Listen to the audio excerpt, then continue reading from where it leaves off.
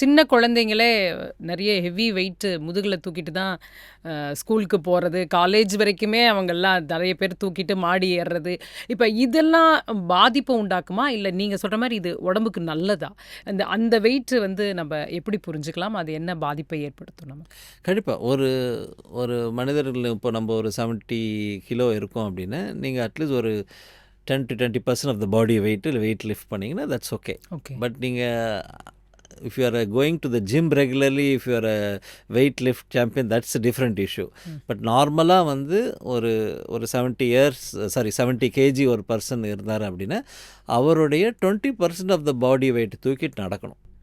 அதுக்கு அந்த grip strength அதெல்லாம் வந்து அவங்க ரெடி பண்ணிக்கணும். அப்படி இருந்தால் இட்ஸ் நார்மல். அதையும் தாண்டி டெய்லி அவங்க இது பண்ணும்போது ப்ராப்பர் ப்ரோட்டீன் இன்டேக் இல்லாமல், ப்ராப்பர் கால்சியம் இன்டேக் இல்லாமல் இருக்கும்போது தேல் ten to develop the problem. Okay. அப்போ அது இன்டேக்கில் தான் அந்த பிரச்சனை வரதா புரிஞ்சுக்கலாம். எவ்ரிதிங் ஒரு மனிதனுக்கு வந்து டயட் முக்கியம், எக்ஸசைஸ் முக்கியம். இது ரெண்டும் கம்பல்சரி முக்கியம். ப்ரோட்டீன் இன்டேக் முக்கியம். இது மூணும் டயட்டில் வந்து protein intake is compulsory, calcium intake is compulsory, அதே மாதிரி எக்ஸசைஸ் இஸ் கம்பல்சரி. இது ரெண்டும் காம்பினேஷன் கரெக்டாக போயிட்டே இருந்தால் ஒரு ப்ராப்ளமும் வராது.